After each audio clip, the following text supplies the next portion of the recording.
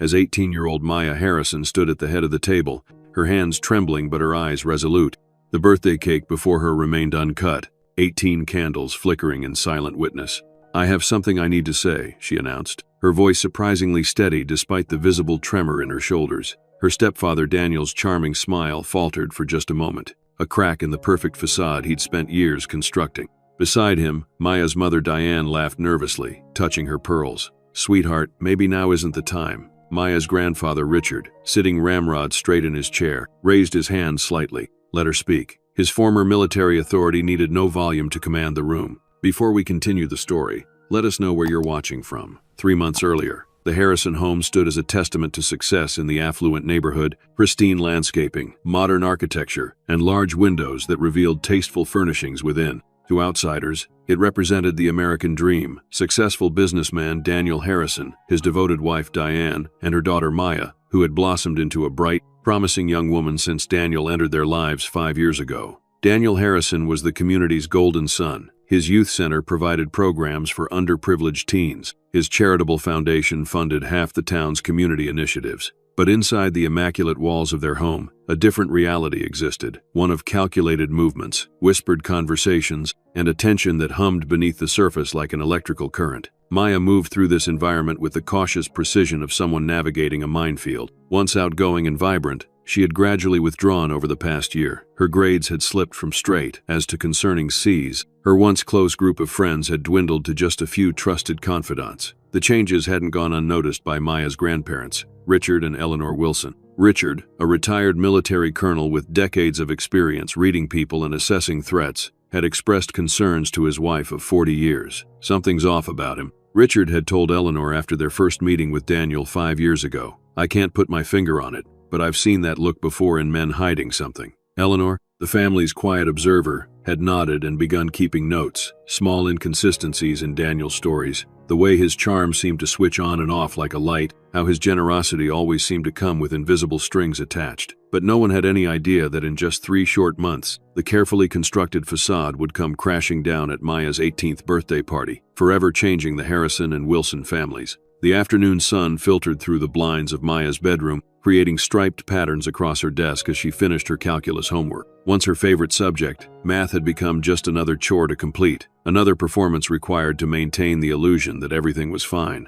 Her phone buzzed with a text from her cousin Aiden. "How's it going, May? Law school's killing me, but I'm thinking about you. Call soon?" Maya smiled, her first genuine smile that day. Aiden Wilson was more like an older brother than a cousin. His father had died in military service when Aiden was just 12, and Richard and Eleanor had practically raised him alongside their own children. Now in his second year of law school across the country, Aiden remained Maya's most trusted confidant. "Hanging in there?" she typed back. "Miss you." What she didn't type was, "I need help. I'm scared. I've discovered something terrible." A knock on her bedroom door made her jump. Her mother peeked in, her smile bright but her eyes carrying that nervous energy that had become her permanent state. "Daniel's going to be late tonight, honey." Another fundraiser for the youth center. Diane Harrison adjusted her pearl earring, a gift from Daniel on their first anniversary. "I was thinking we could have a girls' night. Maybe watch that new Netflix show everyone's talking about?" Maya nodded, forcing a smile. "Sounds good, Mom." Diane hesitated, hovering in the doorway. A flash of something,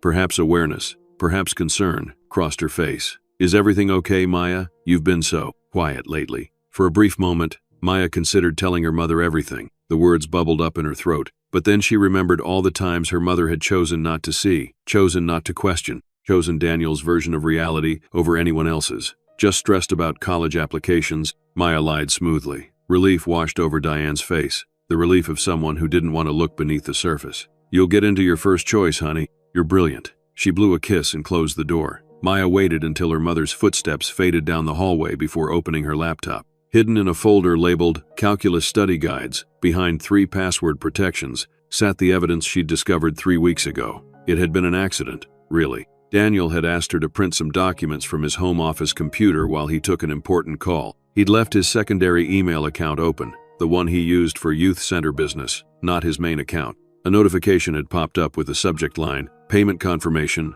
do not reply." Curiosity and something deeper, an instinct she couldn't name, had made her click it. What followed was a rabbit hole of discoveries, messages between Daniel and young people from his youth center, evidence of what could only be described as emotional manipulation and exploitation, financial transactions, and most damning, encrypted files with naming conventions that made her stomach turn. Maya had taken screenshots, downloaded what she could to a USB drive, and spent the following weeks gathering more evidence when Daniel was away. The deeper she dug, the worse it became. Some of the teens were barely 15, vulnerable kids from troubled homes who had turned to Daniel's youth center for guidance and support. The sound of the garage door opening jolted Maya back to the present. She quickly closed the hidden folder and switched to her calculus homework just as she heard Daniel's voice booming from downstairs. "Where are my two favorite ladies?" Maya took a deep breath, straightened her shoulders, and prepared to play her role in the family performance. She'd gotten quite good at it, smiling at the right times, laughing at Daniel's jokes, pretending she didn't see the way he looked at her when her mother wasn't watching.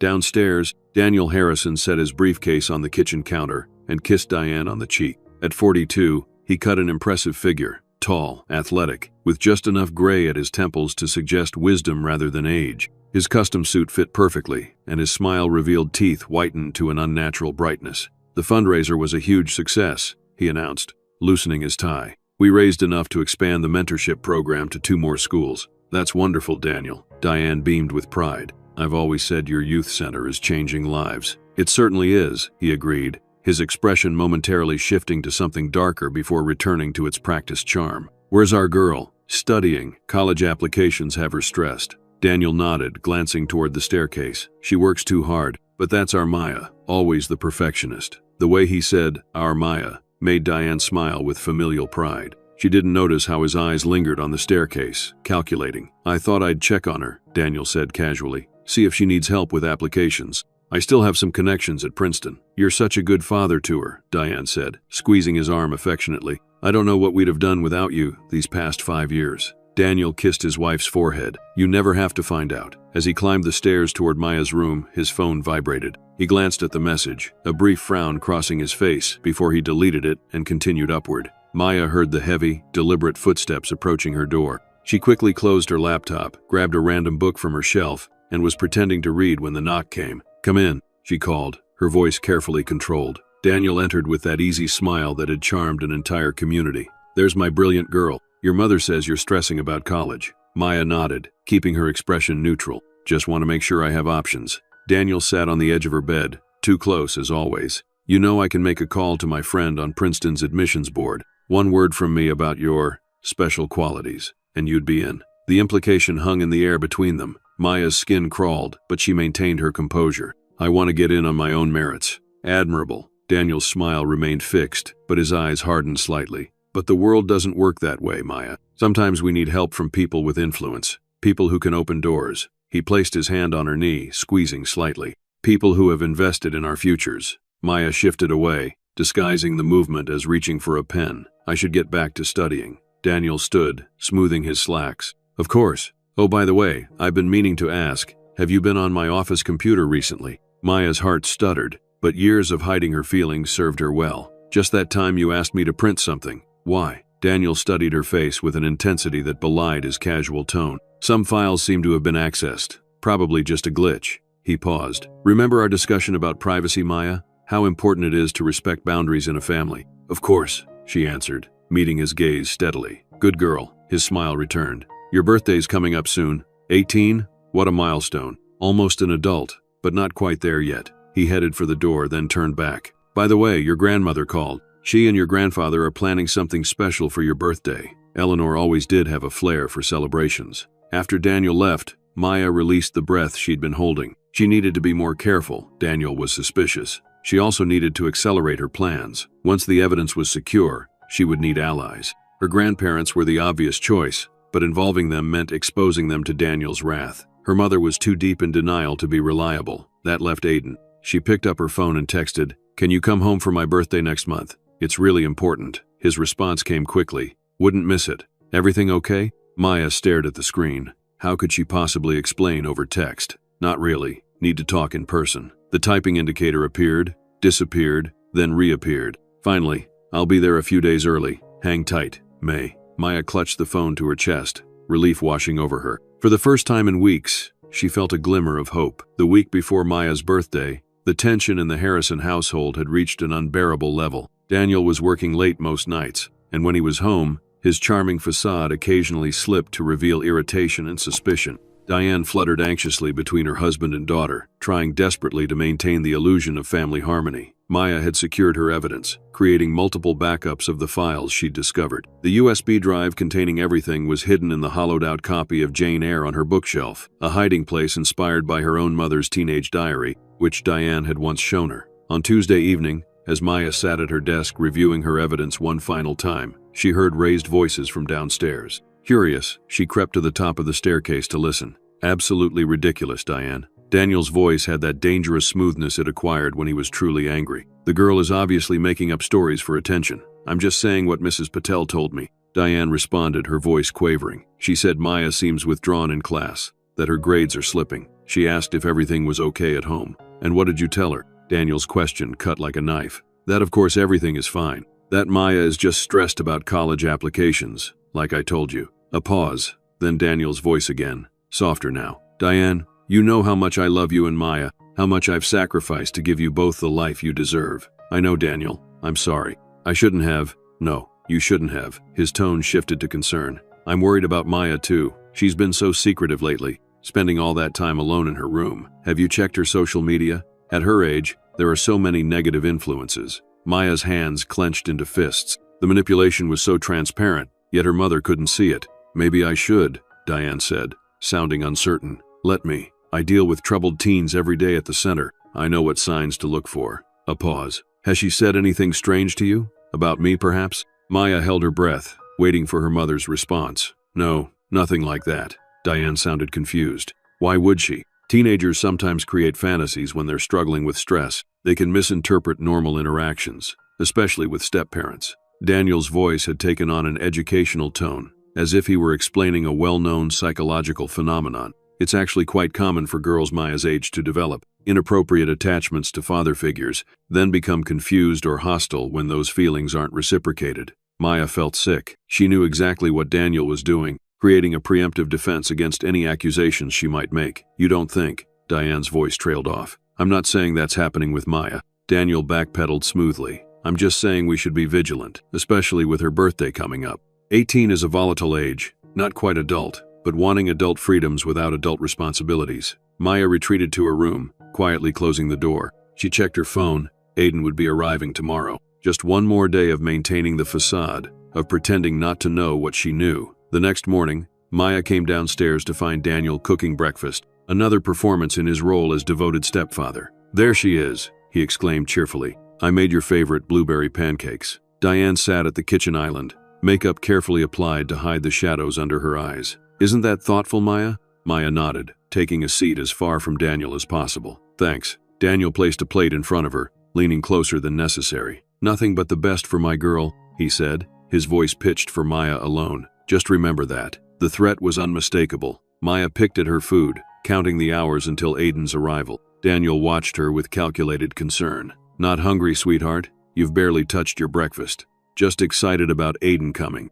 Maya said, forcing herself to take a bite. And Grandma and Grandpa's party. Daniel's smile flickered. Ah, yes, the Wilson family reunion. Always an interesting experience. He turned to Diane. Your father still watches me like I'm about to steal the silver. Diane laughed nervously. That's just Dad. Once a military man, always assessing threats. Is that how he sees me? As a threat? Daniel's tone remained light, but his eyes hardened. Of course not, Diane reassured him. He's protective, that's all. Well, he has nothing to worry about. Daniel refilled Diane's coffee cup. I've protected his girls for 5 years now. Better than your first husband ever did. Maya's fork clattered against her plate. Don't talk about my dad like that. The kitchen fell silent. Daniel turned slowly to face her, his expression a careful mask of surprise and hurt. Maya, Diane exclaimed. Daniel didn't mean anything by it. I'm sorry, Maya, Daniel said, his voice dripping with false contrition.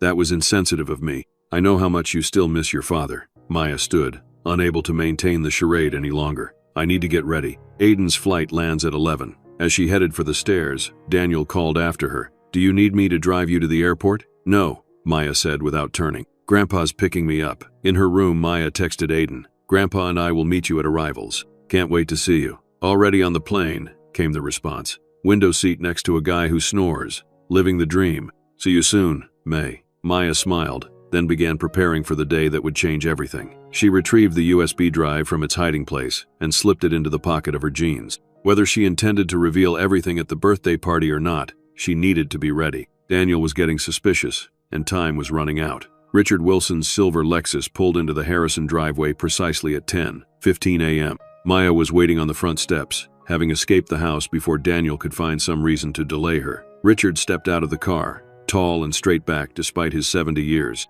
His silver hair was still cut in the military style he'd maintained since his days as a colonel, and his gaze assessed the Harrison house with the practiced scan of someone evaluating a strategic position. "Grandpa!" Maya hurried to embrace him, feeling safer than she had in weeks. Richard hugged her tightly, then held her at arm's length, his eyes searching her face. "You've lost weight," he observed, never one to soften his assessments. "College stress," Maya said, the lie coming automatically now. Richard's expression showed he didn't believe her, but he didn't press. "Let's get your cousin. His flight's on time for once." As they drove to the airport, Richard maintained a careful conversation about neutral topics: Maya's college applications, Aiden's law school experiences, Eleanor's plans for the birthday celebration. But as they neared the airport, he cleared his throat. "Maya, is there something you need to tell me?" Maya's hands tightened in her lap. "Why do you ask?" "I've been reading people for 50 years, both in combat and in boardrooms. You're carrying something heavy." He glanced at her, then back at the road. "Whatever it is, you can tell me." For a moment, Maya considered unloading everything, showing him the USB drive, explaining what she'd discovered. But the airport exit was approaching, and this wasn't a conversation to have in a moving vehicle or a crowded terminal. "After Aiden gets here," she said finally. "I need to talk to both of you." Richard nodded, accepting this answer. "We've got your back, Maya. Never forget that." The arrival terminal was busy with Thursday morning travelers. Maya scanned the crowd anxiously until she spotted Aiden's tall figure emerging from the security area. At 25, Aiden Wilson looked like a younger version of his uncle, the same military bearing despite never having served, the same penetrating gaze. His law school attendance hadn't softened his athletic build or his protective instincts. "There's my favorite cousin," he called, wrapping Maya in a bear hug that lifted her off her feet. When he set her down, his smile faded slightly as he assessed her appearance. "You okay, May? You look tired. Just stressed," Maya said, the familiar excuse ready on her lips. Aiden exchanged a glance with his uncle, a silent communication passing between them. "Well, I'm here now," Aiden said, slinging his arm around Maya's shoulders. "And I've got 2 whole weeks before I have to head back. Plenty of time to solve whatever's bothering you." As they walked to the parking garage, Aiden kept up a steady stream of law school anecdotes, but Maya noticed how his eyes kept returning to her, evaluating. She also noticed how Richard positioned himself, always slightly in front, always scanning their surroundings. The colonel's instincts never truly faded. In the car, once they were heading back toward town, Aiden's tone changed. "So, what's really going on, Maya? And don't say nothing or college stress. Neither of us is buying it." Maya looked out the window, watching the highway barriers flash by. "Not here," she said quietly. "When we get to Grandma and Grandpa's." Richard nodded, meeting Aiden's eyes in the rearview mirror. "Eleanor's making lunch. We'll talk then." The rest of the drive passed in a more comfortable silence. Maya felt the USB drive pressing against her leg through the pocket of her jeans, a small object carrying an enormous weight. Eleanor Wilson was waiting on the porch when they arrived, her silver hair perfectly styled despite the spring breeze. At 68, she maintained the elegant composure that had served her well through decades as a military wife, and later as the chairwoman of multiple charitable foundations. "There's my grandson," she exclaimed, embracing Aiden. "Law school agrees with you, you've filled out." She turned to Maya, her warm smile faltering slightly as she took in her granddaughter's appearance. "Maya, darling, come inside. I've made your favorite chicken salad." The Wilson home was a stark contrast to the Harrison household. Warm, lived in, with photographs chronicling decades of family history. Maya had always felt safe here, surrounded by evidence of a love that was unconditional rather than transactional. Lunch was served in the sunroom overlooking Eleanor's prized garden. The conversation remained light as they ate, but Maya felt the weight of unspoken questions hanging over the table. Finally, as Eleanor served coffee, Richard cleared his throat. "Maya has something to tell us," he said simply. Eleanor set down the coffee pot, taking her seat. "We're listening, dear." Maya looked at the 3 faces watching her, her grandparents and cousin,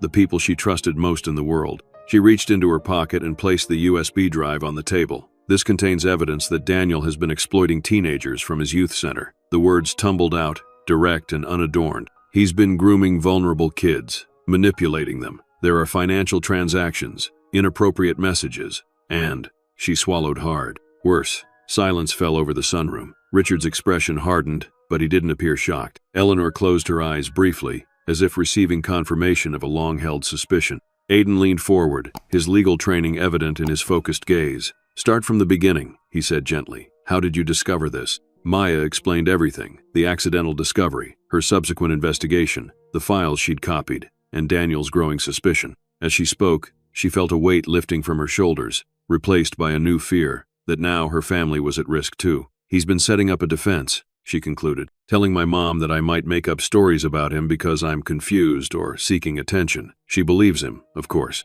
She always does." Richard stood, pacing the sunroom with military precision. "I knew something was off about him from the beginning. I should have pushed harder." Eleanor reached for his hand as he passed. "We all sensed something, Richard, but without evidence." "We have evidence now," Aiden said, tapping the USB drive. "May I?" Maya nodded, and Aiden took the drive to Richard's study to examine its contents on a computer. The 3 remaining family members sat in tense silence until he returned 10 minutes later, his face grim. "It's worse than she said," he confirmed, his voice tight with controlled anger. "This is enough for a criminal investigation. Multiple counts of exploitation of minors, financial fraud, possibly blackmail. What do we do?" Maya asked, suddenly feeling very young despite her approaching 18th birthday. Richard and Eleanor exchanged a look, the kind of silent communication that comes from decades of partnership. "We need to be strategic," Richard said finally. "Daniel has influence in this town, connections, money. If we don't handle this carefully, he could escape consequences or, worse,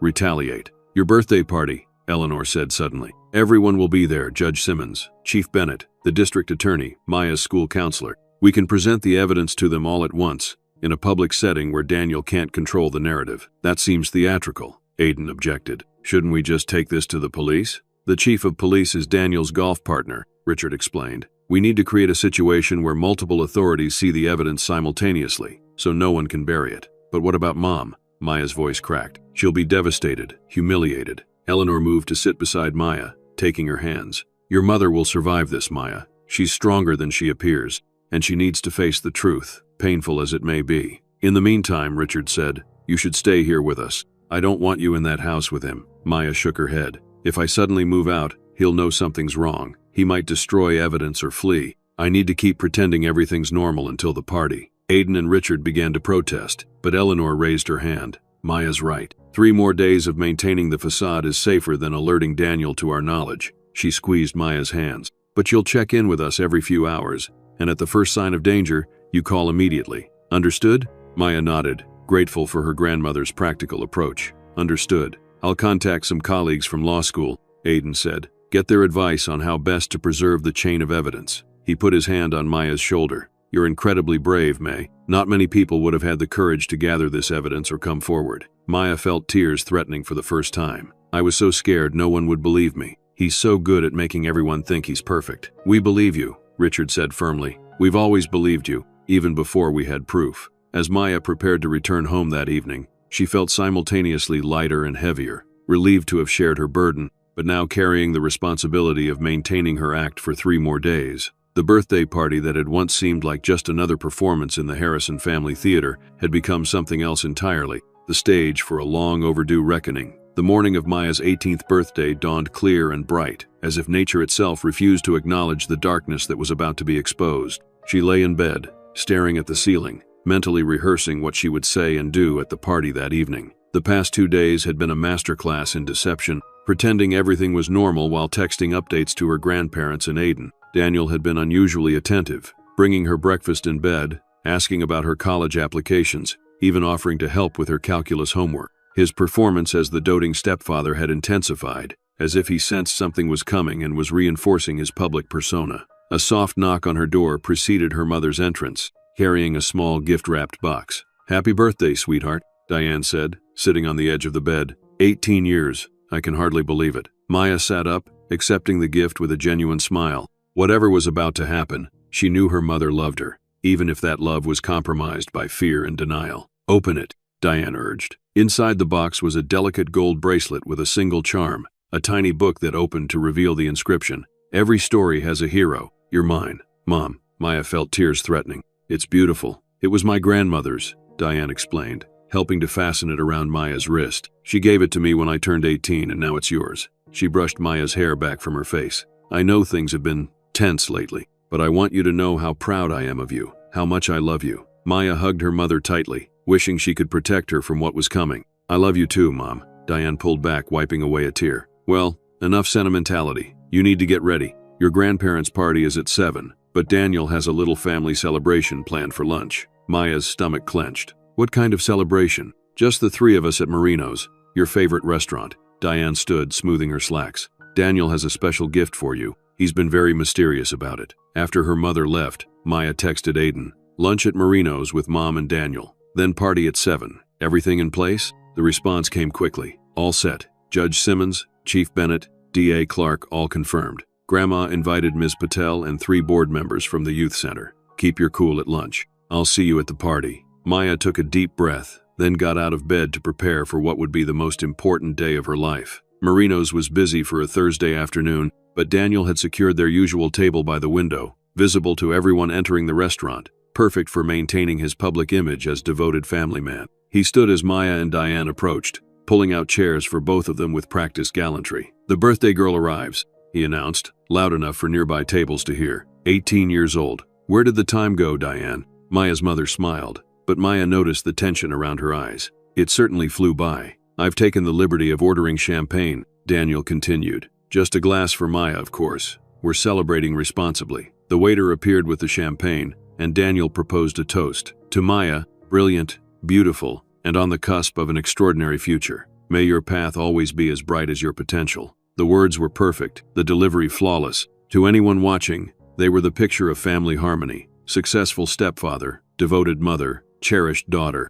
Maya sipped her champagne and maintained her smile, counting the hours until the mask would be ripped away. After their meal, Daniel signaled to the waiter, who brought a small gift box to the table. Unlike her mother's gift, which had been wrapped in simple blue paper, Daniel's was an elaborate presentation. Expensive wrapping paper, a perfect bow, a gift clearly meant to be opened in public. For the most important young woman in my life, Daniel said, sliding the box across the table. Maya unwrapped it carefully, aware of her mother watching with anticipation and several nearby diners observing with indulgent smiles. Inside was a white gold necklace with a pendant shaped like a lock. It's beautiful, she said automatically, though the symbolism made her skin crawl. Allow me, Daniel said, standing to fasten it around her neck. His fingers lingered on her skin a moment too long. The lock represents security, he explained for the benefit of their audience. My promise to always keep you safe. Maya caught the subtle threat beneath his words. She touched the pendant, forcing a smile. Thank you, Daniel. It's exquisite, Diane exclaimed,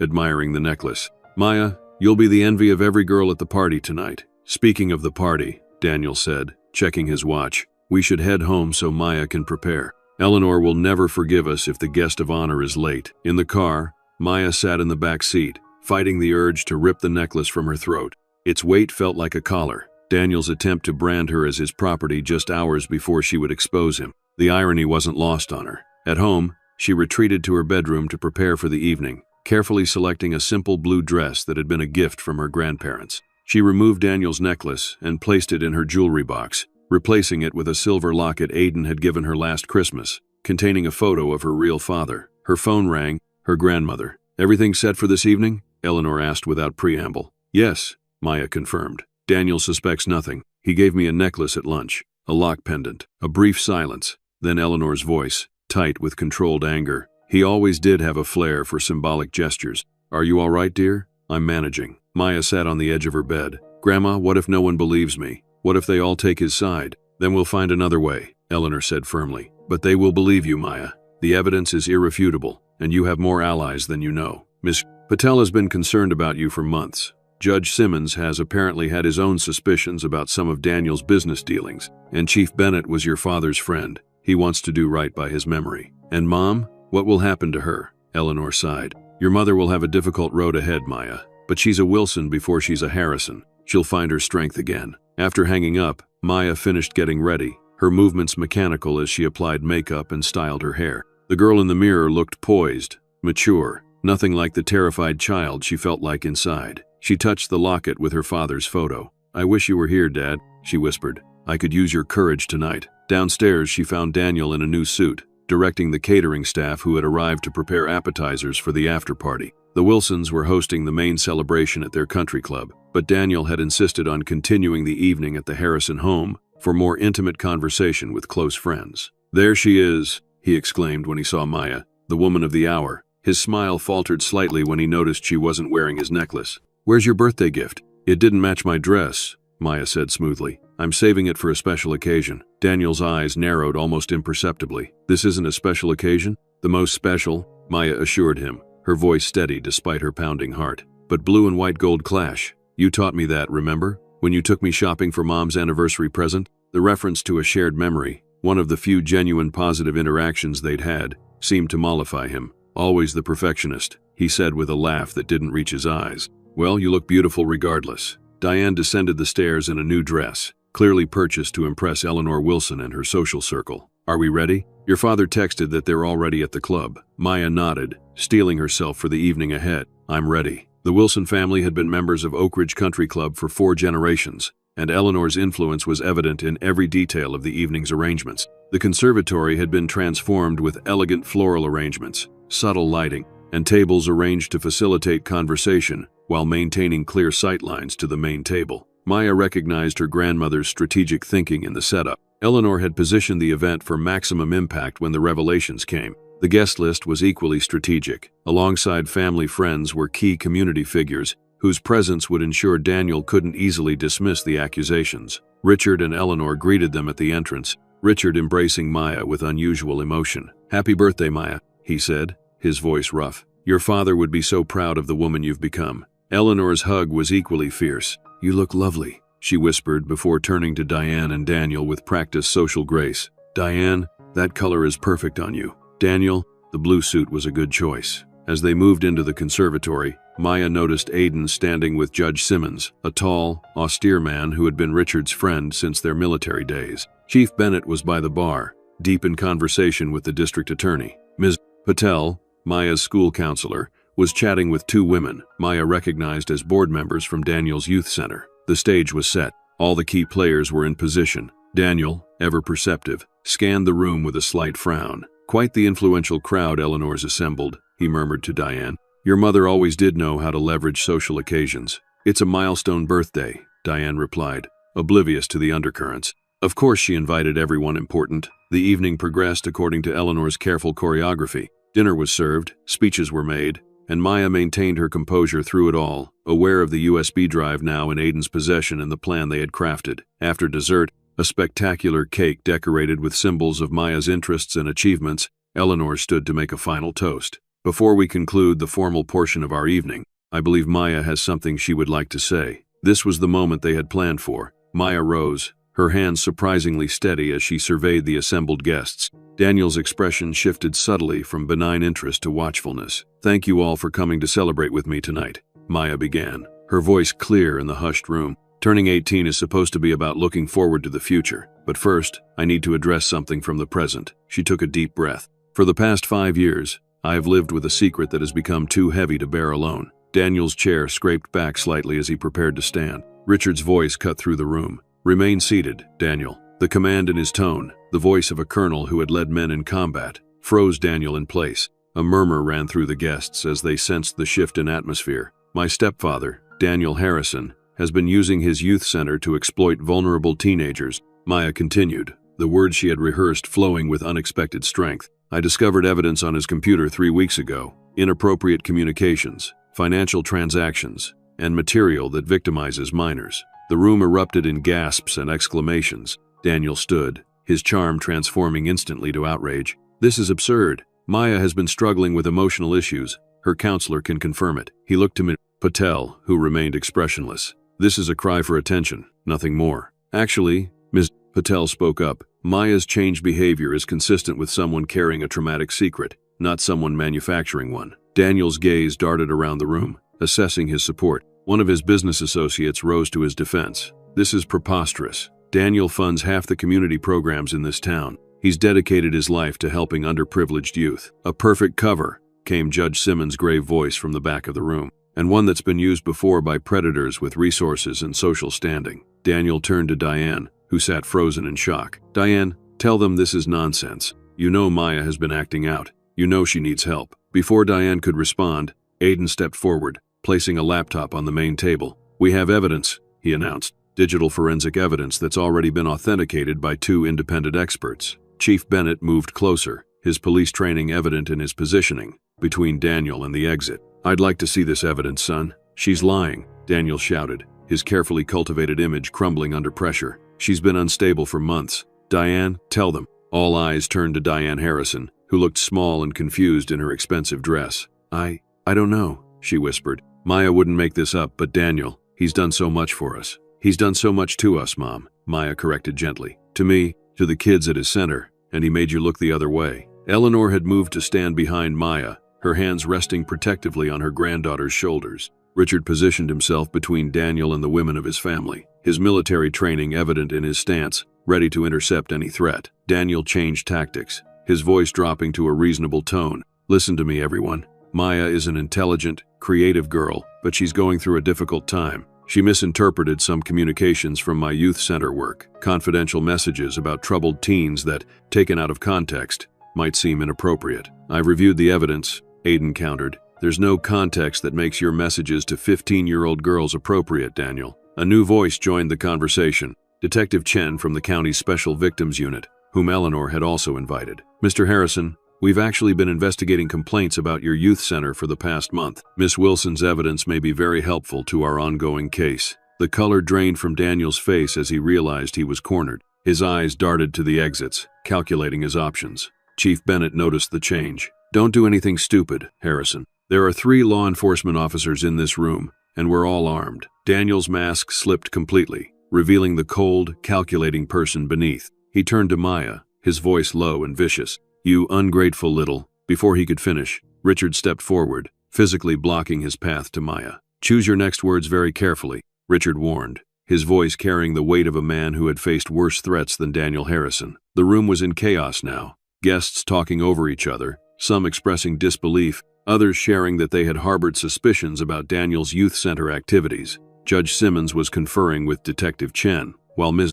Patel had moved to stand beside Maya in a show of support. Diane sat alone, tears streaming down her face as her carefully constructed world collapsed around her. Eleanor, ever the strategist, had anticipated this moment and quietly directed one of the waitstaff to escort Diane to a private room adjacent to the conservatory. Daniel, seeing his support evaporating, made one last desperate play. "Diane," he called across the room, "if you let this happen, you lose everything. The house, the cars, the status, it's all tied to me. You'll be nothing, just like before I found you." The naked threat silenced the room. Maya felt a surge of protective anger for her mother, who had endured poverty and struggle after her father's death, before Daniel had appeared with his promises of security and stability. To everyone's surprise, Diane slowly rose from her chair, her tear-streaked face hardening with newfound resolve. "I'd rather have nothing with my daughter than everything with you," she said clearly. "And I'm not nothing without you, Daniel. I never was." It was the turn in the tide, the moment Daniel Harrison lost his last potential ally. Detective Chen stepped forward, accompanied by Chief Bennett. "Mr. Harrison, we'd like you to come to the station to answer some questions about these allegations." Daniel's shoulders slumped in momentary defeat, but his eyes, when they met Maya's, were filled with cold hatred. "This isn't over," he said quietly. "A minor with emotional problems, manipulated by her estranged family. It won't stand up in court." "Actually," came a new voice from the entrance to the conservatory. "It will." A teenage girl stood in the doorway, Alicia Ramirez, 16 years old and a participant in Daniel's youth center programs. Behind her were 2 more teens, a boy and a girl, their expressions a mixture of fear and determination. "We're here to confirm Maya's story," Alicia said, her voice shaking but resolute. "And to add our own." Daniel's face contorted with rage. He lunged toward the laptop containing the evidence, but Richard intercepted him with the quick reflexes of a former combat officer. In the ensuing struggle, Daniel's true nature was fully revealed as he fought with the desperation of a cornered predator. It took both Richard and Chief Bennett to subdue him, while guests looked on in shock at the violent display from a man who had cultivated such a carefully controlled public image. As Daniel was escorted from the room by Detective Chen and Chief Bennett, the conservatory fell into stunned silence. Maya stood at the center of it all, the weight of years of secrets finally lifted from her shoulders. She felt her grandmother's hand still on her shoulders, steady and supportive. Across the room, her mother sat with Ms. Patel, sobbing quietly as the full realization of what had been happening in her home began to sink in. Aiden was securing the laptop, ensuring the evidence remained intact for the investigation. Judge Simmons approached Maya, his austere features softened with what might have been respect. "Young lady, that was one of the bravest things I've ever witnessed, and in my 40 years on the bench, I've seen courage in many forms." The other guests began to recover from their shock, some approaching Maya to express support, others speaking in hushed tones about the evening's dramatic events. The three teenagers who had arrived to support Maya's claims were now seated with Detective Chen, who was taking preliminary statements. Eleanor, ever the consummate hostess, even in crisis, somehow managed to create a semblance of order among the chaos. "I believe we should conclude the formal portion of the evening," she announced. "Those who wish to remain and offer support are welcome to do so. Those who would prefer to depart, we understand completely." As the crowd began to disperse, Richard approached Maya. "You did well, soldier," he said, using the affectionate term he'd called her since childhood. "Your father would be proud." Maya touched the locket containing her father's photo. "I felt him with me," she admitted, "and I had all of you. Always," Richard promised. "You will always have us." The birthday that had begun as a planned exposure of evil had transformed into something unexpected, a reclaiming of truth, a demonstration of courage, and the beginning of a healing process that would extend far beyond the Harrison and Wilson families. As Maya looked around at the remains of her 18th birthday celebration, the half-eaten cake, the scattered chairs, the small groups of people now engaged in intense discussion, she felt a strange sense of peace. The facade had been shattered, the perfect family image destroyed, but in its place was something real, something true, and for the first time in years, Maya Harrison could breathe freely. The days following Maya's birthday revelation passed in a blur of police interviews, legal consultations, and media attention that the Wilson family worked diligently to manage. Daniel Harrison was held without bail, deemed a flight risk due to his financial resources and the severity of the charges against him. The evidence Maya had gathered proved to be only the tip of the iceberg.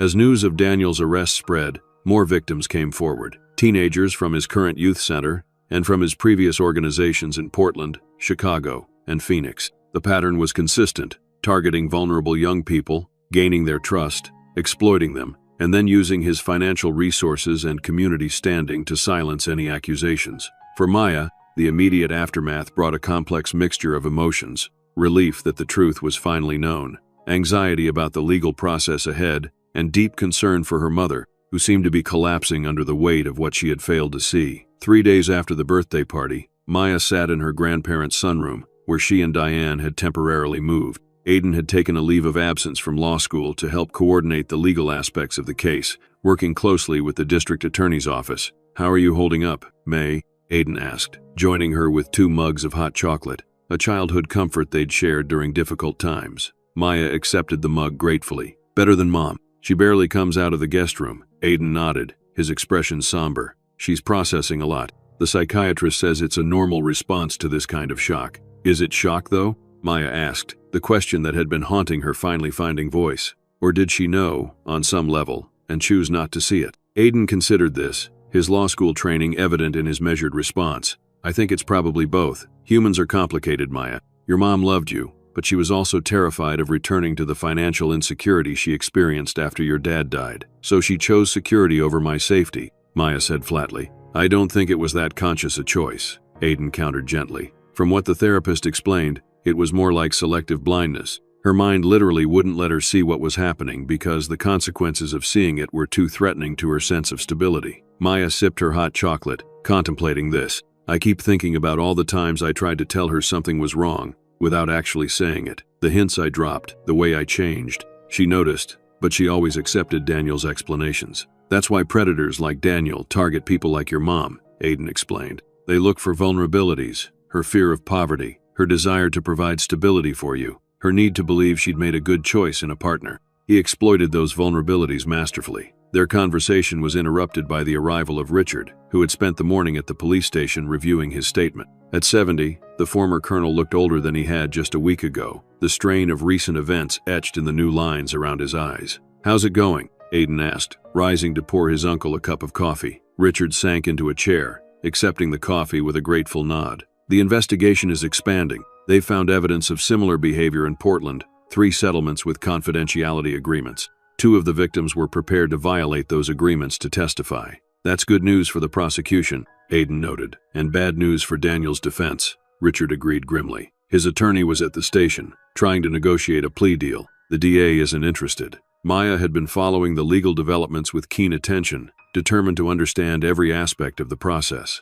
What about Mom? Will she face charges for not reporting what was happening? Richard and Aiden exchanged a glance, the kind of look adults share when trying to decide how much to tell a child, despite the fact that Maya was now legally an adult. The DA has indicated he doesn't plan to pursue charges against your mother, Richard said carefully. There's no evidence she had direct knowledge of Daniel's activities with the youth center kids. As for any suspicions about your situation, he paused, choosing his words delicately. The law requires a higher standard than should have known in most cases. Maya nodded, relief mixing with lingering resentment. Part of her wanted her mother to face legal consequences for her willful blindness, while another part recognized how devastating that would be for a woman already shattered by recent events. Has she spoken to you at all? Aiden asked. Briefly, Maya admitted. She keeps apologizing, then crying, then apologizing for crying. It's exhausting. She's in shock, Eleanor said, entering the sunroom with a tray of sandwiches, and experiencing profound guilt. Give her time, Maya. She'll find her way through this. Maya wasn't so sure. The mother she'd known for the past 5 years had been a shadow of the strong, independent woman she remembered from childhood, the woman who had picked up the pieces after her father's death and somehow kept them afloat. That woman had gradually disappeared after Daniel entered their lives, replaced by someone who deferred to her husband's judgment and ignored her own instincts. What happens now? Maya asked, changing the subject. With the house, I mean, and our stuff. The police have finished processing your home as a crime scene, Richard explained. We can arrange for you to gather your personal belongings whenever you're ready. As for the house itself, he hesitated. It's in Daniel's name, Maya concluded. So we lose it. The assets are complicated, Aiden interjected. Given the nature of the charges and the civil suits that will likely follow from the other victims, there will be asset freezes and potentially forfeitures. But your mother's attorney is working to separate her legitimate assets from Daniel's, which means we'll have some resources, but nothing like before, Maya translated. Eleanor placed a sandwich in front of her granddaughter. You've never been materialistic, Maya, and your mother was happy before, with much less. It's not about the money, Maya explained, frustrated. It's about everything changing at once. My home, my school situation, my mother's mental state, my own legal obligations as a witness. It's overwhelming. One day at a time, Richard advised, the mantra he'd lived by through combat deployments and life's hardest challenges. Today, eat your lunch. This afternoon, we'll help you gather some clothes and personal items from the house. Tomorrow, we'll talk to your school counselor about options for completing your senior year with minimal disruption. The practical, step-by-step approach was quintessentially Richard, and Maya found it oddly comforting. The enormity of what had happened and what still lay ahead was too much to process all at once, but broken down into manageable tasks, it seemed possible to navigate. That afternoon, Maya entered her former home for the first time since the birthday party. The house felt different, hollow somehow, as if Daniel's presence had filled spaces she hadn't even been aware of. Yellow police tape still crossed his office door, but the rest of the house was accessible.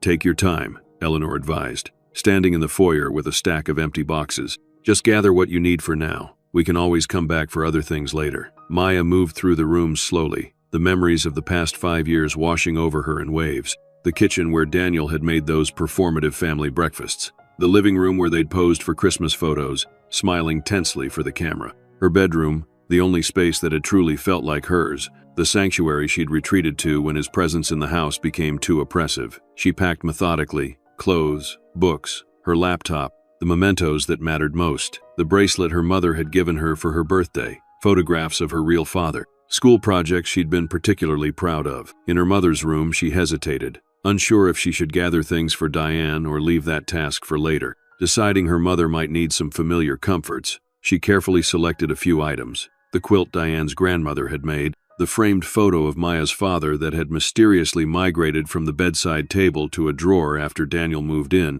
the well-worn copy of Pride and Prejudice that Diane read whenever life became stressful. As she placed these items in a box, Maya noticed something on her mother's dresser, a small notebook she didn't recognize. Curious, she opened it to find entries dating back nearly 2 years, written in her mother's neat handwriting. Caught Daniel watching Maya again today. When I mentioned it, he said he was just concerned about her weight loss. Should I believe him? Daniel angry when I suggested family therapy. Said Maya's issues are typical teenage rebellion and I'm overreacting. Maybe he's right? Found Daniel in Maya's room when she was at school. He said he was looking for dirty laundry, but something felt off. Am I being paranoid? Maya sank onto the edge of the bed, the notebook trembling in her hands. Her mother had noticed, had questioned, had doubted. but each entry ended with Diane talking herself out of her concerns, accepting Daniel's explanations, choosing to believe the facade rather than confront the painful reality. The last entry was dated just 2 days before Maya's birthday. Maya barely speaks to me anymore.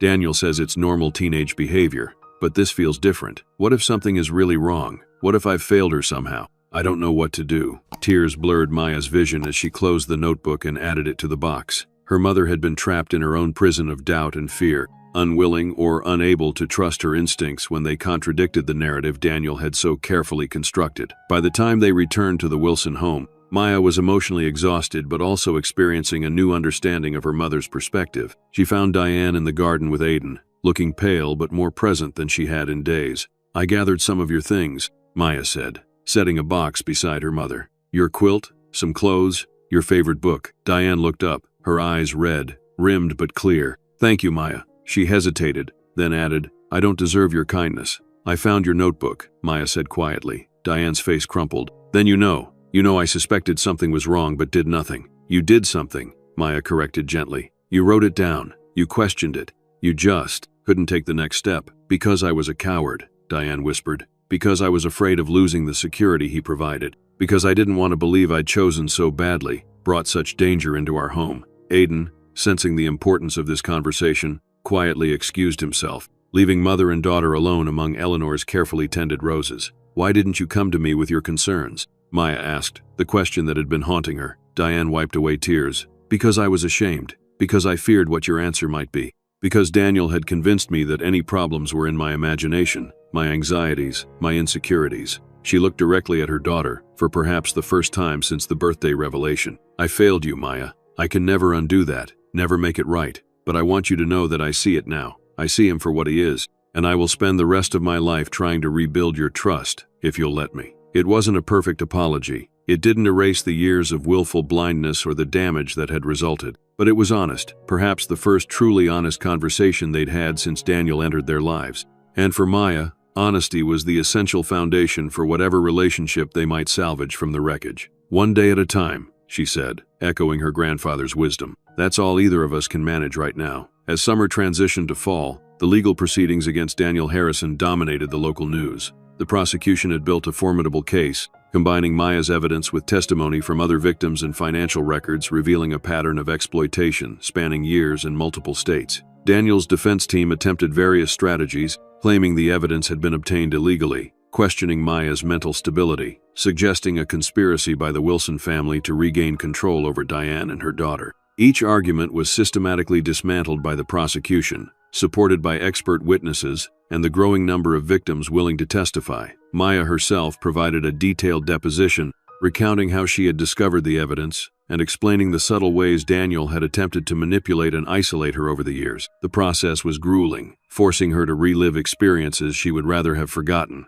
but she remained resolute. "You're holding up remarkably well," Detective Chen commented after a particularly difficult session of questioning by Daniel's attorneys. "Many witnesses find this process too overwhelming." "I have good support," Maya explained, glancing to where her grandparents and Aiden waited in the courthouse hallway. "And I keep reminding myself that every question I answer helps build the case that will keep him from hurting other kids." Not all aspects of recovery were progressing as well. Maya had deferred her college applications, uncertain of her path forward while the legal proceedings continued. Diane had found a job as an administrative assistant at a local nonprofit, a significant step down from her previous position at Daniel's company, but a start in rebuilding an independent life. They had moved into a small apartment, their relationship still fragile but gradually strengthening as they navigated their new reality together. Richard and Eleanor remained steadfast in their support, hosting Sunday dinners, attending court hearings, and providing both practical assistance and emotional ballast. Richard, in particular, seemed to have found renewed purpose in protecting his family and ensuring justice was served. "I should have seen it sooner,"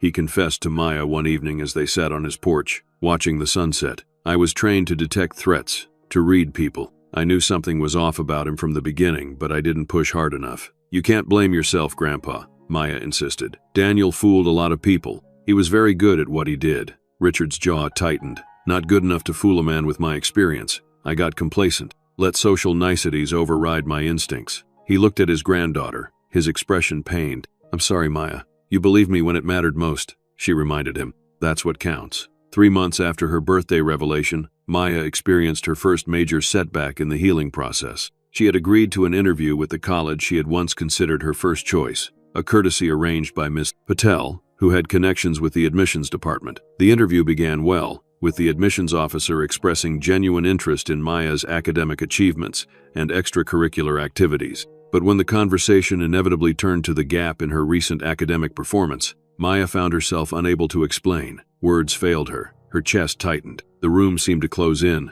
the admissions officer's concerned face blurring as Maya struggled to breathe. Later, she would learn this was a panic attack, a common response to trauma triggers, but in the moment, it felt like she was dying. Ms. Patel, who had accompanied her to the interview, recognized what was happening and quickly intervened, guiding Maya from the room and helping her through breathing exercises until the worst of the attack subsided. "I don't understand," Maya gasped when she could finally speak again. "I've talked about Daniel in depositions, with detectives, with the psychiatrist. Why did I fall apart now?" "Healing isn't linear," Miss Patel explained gently. "Some days will be better than others. Some triggers will affect you more strongly. And this interview represented your future, something Daniel's actions have complicated." The setback was discouraging, but it served as an important reminder that recovery would be a long-term process, not an event. Maya began working more intensively with her therapist, developing coping strategies for triggers and learning to recognize the signs of anxiety before they escalated to panic. She also discovered unexpected sources of strength. Eleanor had begun researching trauma recovery,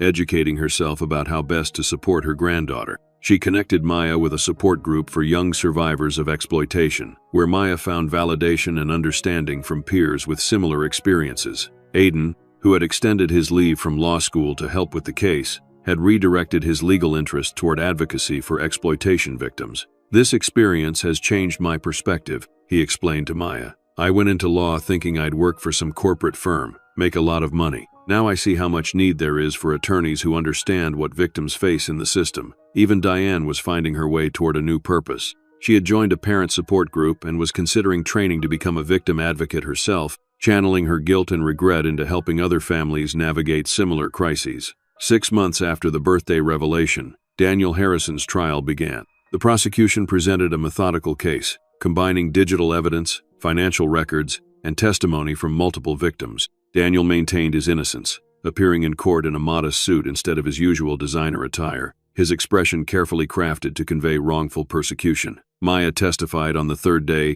facing her stepfather across the courtroom for the first time since his arrest. His eyes bored into her as she recounted her discoveries and experiences, silently communicating threat and hatred. But Maya did not falter. Surrounded by her family in the gallery and fortified by months of preparation, she delivered her testimony with composure and clarity. "Miss Harrison," Daniel's attorney began during cross-examination, "isn't it true that you had a difficult relationship with your stepfather? That you resented his authority and the boundaries he set?" "I had a difficult relationship with Mr. Harrison because he was inappropriate with me and other young people," Maya corrected calmly. "I resented not his authority but his abuse of it." The defense attorney tried another approach. "You were failing several classes before these allegations emerged. Isn't it possible you fabricated these claims to deflect attention from your academic struggles?" Maya met his gaze steadily. "My grades declined because living in constant fear affects concentration. As for fabrication, the evidence speaks for itself. I didn't create those files or communications, I merely found them." Throughout the questioning, Maya maintained her composure, even as the defense attorney implied she was unstable, attention-seeking, or manipulated by her grandparents. When she finally stepped down from the witness stand, Judge Simmons, not the judge presiding over the case, but present in the gallery as both an official observer and a personal supporter, gave her a nearly imperceptible nod of approval. The trial lasted 3 weeks, with national media covering its most dramatic moments. Throughout the proceedings, more victims came forward, some willing to testify, others providing statements to be considered during sentencing if Daniel was convicted. When the jury returned after just 6 hours of deliberation, the courtroom was packed with observers. Maya sat between her mother and grandmother, with Richard and Aiden directly behind them, a physical shield of family support. On the count of exploitation of a minor, we find the defendant guilty. On the count of possession of child sexual abuse material, we find the defendant guilty. On the count of financial fraud related to the Harrison Youth Foundation, we find the defendant guilty. The verdicts continued, guilty on all counts. Daniel's face remained impassive, but his hands gripped the defense table so tightly his knuckles whitened. When the judge ordered him to be taken into custody until sentencing, he finally turned to look directly at Maya, his expression a mixture of hatred and disbelief that she had actually succeeded in bringing him down. Outside the courthouse, reporters clamored for statements from the family. Richard handled the media with military precision, delivering a brief comment that focused on the broader implications rather than personal details. Today's verdict sends an important message to those who would exploit their positions of trust and authority. No amount of money, social standing, or carefully constructed facade can ultimately shield predators from justice. We're grateful to the prosecution team, the brave witnesses who came forward, and especially to my granddaughter, whose courage initiated this process. The sentencing hearing 3 weeks later delivered the final chapter in Daniel Harrison's legal story. 25 years without possibility of parole, asset forfeiture, and registration as a sex offender upon eventual release. The judge's comments were scathing, highlighting the calculated nature of Daniel's crimes and his complete lack of remorse. For Maya, the sentencing brought a complex mixture of emotions, relief that justice had been served, lingering anger at the years lost to fear and manipulation, and uncertainty about the path forward. The criminal proceedings had provided a structured focus for the past 9 months. With that chapter closing, she faced the challenge of defining her own future. What happens now? She asked Aiden as they walked through the park near her apartment, a week after the sentencing. Now you get to decide, he replied simply. College, gap year, work, whatever feels right to you. The point is, it's your choice now. No one controlling your options or manipulating your decisions. Maya considered this. I think I need more time before college. Everything still feels raw, unfinished. Then take the time you need. There's no rush. What about you? Are you going back to law school? Aiden nodded. Next semester. But I'm changing my focus to family law and victim advocacy, and I've applied for an internship with the prosecutor's office that handled Daniel's case. Maya smiled, genuinely happy for her cousin's newfound direction. You're going to be an amazing advocate, Aiden. You already are. As they continued their walk, Maya reflected on how much had changed in the past 9 months. Her mother was slowly rebuilding her confidence and independence. Her grandparents had become even more central to her life, their quiet strength, a foundation she relied on daily. And Maya herself had discovered reserves of courage she hadn't known she possessed. The road ahead would not be easy. There would be more difficult days, more triggers to navigate, more moments of anger and grief for what had been lost. But there would also be freedom, the freedom to heal, to choose, to build a life defined by truth rather than facade. And that, Maya decided, was a worthy beginning for her adult life. 1 year after the fateful birthday party that had changed everything, the Wilson family gathered again to celebrate Maya's 19th birthday. The setting was modest compared to the previous year's event, the back garden of Richard and Eleanor's home, decorated with fairy lights and simple flower arrangements. The guest list was smaller but carefully chosen. Family members who had provided unwavering support, friends who had stood by Maya through the difficult months, professionals who had helped navigate the legal and emotional aftermath. Maya sat at the head of the table, watching the people she loved most in the world engage in comfortable conversation. Her mother, now working full-time as a trainee victim advocate, was discussing case management strategies with Detective Chen. Aiden, home for the weekend from law school, was debating legal theory with Judge Simmons. Mrs. Patel was chatting with Eleanor about trauma-informed educational approaches. The conversation flowed easily around topics that would have been unimaginable in polite society before their family crisis. There was no need for facade or pretense here. These people had seen the worst together and were now focused on creating something better. Speech time, Richard announced, tapping his glass gently. Maya stood, taking in the supportive faces around her. Thank you all for being here, not just today, but throughout this year. When I blew out my candles last birthday, I couldn't have imagined where we'd be now. She touched the locket containing her father's photo, which she still wore daily. This year has been the hardest of my life, but also the most authentic. For the first time since my dad died, I feel like I'm living in truth rather than illusion. She glanced at her mother, who nodded encouragement, her eyes bright with unshed tears. Their relationship had been rebuilt slowly over the past year, not a return to what was before, but the creation of something new, founded on honesty and mutual support. I've been thinking a lot about paths not taken, Maya continued, about what might have happened if I'd spoken up sooner, or if Daniel had been caught before he entered our lives. And that led me to wonder, what if we could create a different story for other families? What if children and teens could recognize warning signs earlier? And what if the adults in their lives actually believed them the first time they voiced concerns? The table had fallen silent, everyone focused on Maya's words. So that's what I've decided to do with my gap year. I'm working with Ms. Patel and the school district to develop a program that teaches students to recognize manipulation and exploitation.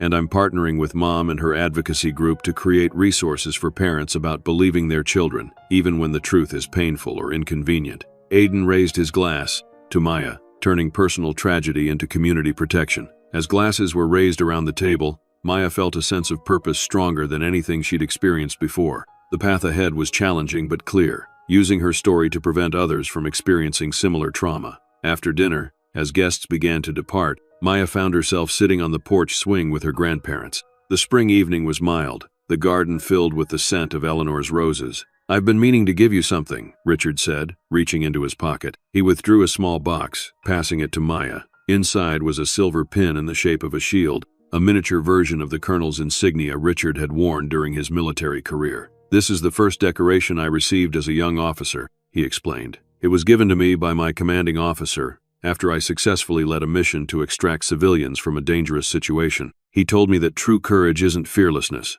It's acting despite fear when something important is at stake." Maya touched the pin reverently. "Grandpa, I can't take this." "You've earned it," Richard insisted, his voice gruff with emotion. "What you did took more courage than many battlefield actions I've witnessed. You stood up to a predator who had psychological power over your entire family. You gathered evidence meticulously. You chose the moment to act strategically. And most importantly, you stayed the course through the aftermath, even when it would have been easier to retreat." Eleanor covered Maya's hand with her own. "We couldn't be prouder of you, dear, not just for what you did, but for who you're becoming because of it." As Maya pinned the shield to her sweater, she imagined an alternate timeline, one where Daniel's manipulation had been recognized earlier, where her mother had trusted her instincts instead of his explanations, where the adults in Maya's life had created a protective circle around her before damage could be done. "Do you ever wonder what might have happened if we'd seen through Daniel sooner?" she asked her grandparents. Richard and Eleanor exchanged a glance, that silent communication of long-married couples who can read each other's thoughts.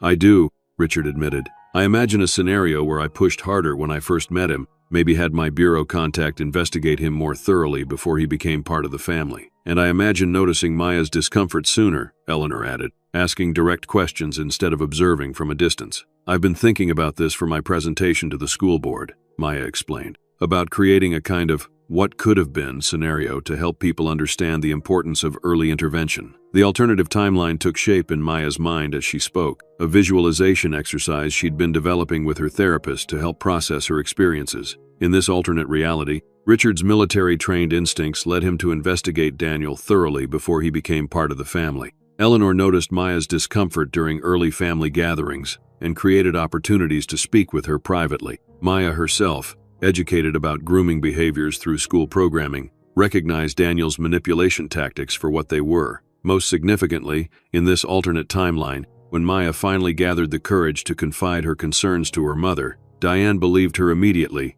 not because she had proof, but because she trusted her daughter's perceptions above a man she'd known for only a few months. The confrontation still occurred, but much earlier, before Daniel had fully established his financial and psychological control over the family. In this version, Richard and Eleanor immediately rallied around Diane and Maya, using their community influence to support rather than question the allegations. The aftermath was different too. Without years of manipulation and fear, Maya's academic performance never declined. Diane never lost her independence and self-trust. The legal process, while still difficult, didn't consume an entire year of their lives. The most critical difference, Maya concluded, is that in this alternate timeline, children are taught that their discomfort matters, that they should trust their instincts about people who make them uneasy, and adults are taught that believing victims is more important than maintaining comfortable illusions. Richard nodded thoughtfully. "That's a powerful framework for your presentation, Maya. It makes the abstract concept of prevention very concrete." "What's remarkable," Eleanor observed, "is that despite everything that happened in our actual timeline,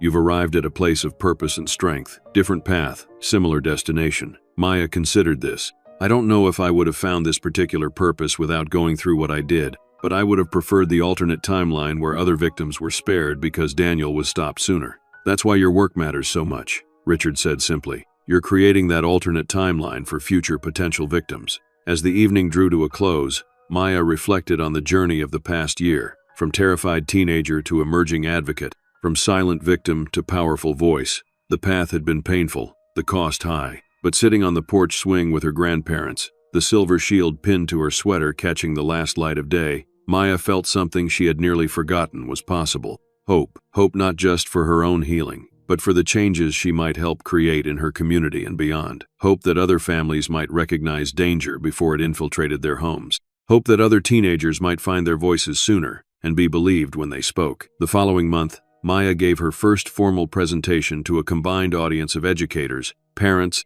and high school students. Standing at the podium in the school auditorium, she felt a momentary flash of anxiety, a remnant of the trauma that still occasionally surfaced at unexpected moments. But then she looked out at the audience and found her anchors, Richard and Eleanor sitting ramrod straight in the third row, Aiden beside them, giving her a subtle thumbs up, her mother on the end of the row, her eyes filled with a complex mixture of pride and lingering guilt, Detective Chen and Ms. Patel near the back, representing the professionals who had helped transform her private trauma into public protection. Maya took a deep breath and began. "The most dangerous prisons are built from silence," she said, her voice clear and strong. "I lived in such a prison for 5 years, trapped not by physical walls but by manipulation, fear, and the unwillingness of adults to see what was happening right before their eyes." As she spoke, weaving together her personal experience with research data about exploitation and prevention, Maya noticed the audience's reactions. Parents exchanging concerned glances, teenagers sitting up straighter,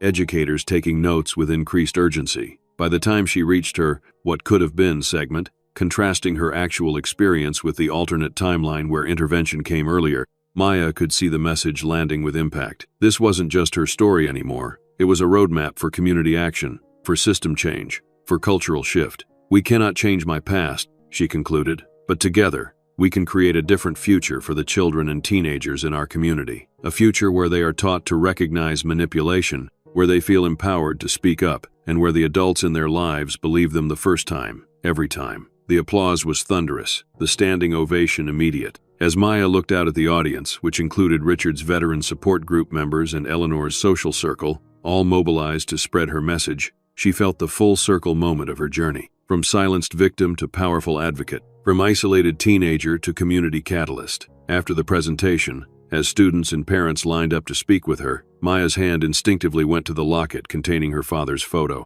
She had carried his memory through the darkest periods, imagining his protection when she felt most vulnerable. Now, as she prepared to answer questions and share resources, Maya realized she was becoming a protector herself, using her hard-won knowledge to shield others from similar harm. It wasn't the future she had imagined on her 18th birthday, standing trembling before her family with a terrible truth to reveal. It was better. It was real. It was purpose born from pain. And that, Maya decided as she welcomed the first person in line with a genuine smile, was a birthday wish finally coming true. Maya's story reminds us that the most powerful changes often begin with a single voice willing to speak the truth, no matter how difficult. While this narrative explores fictional characters, the dynamics of exploitation, family denial, and the courage required to break cycles of abuse are very real. For parents, educators, and community members, Maya's journey offers important lessons. Listen to children when they express discomfort about adults in their lives. Watch for changes in behavior or mood that might indicate underlying problems. Create environments where young people feel safe to speak their truth without fear of dismissal or disbelief.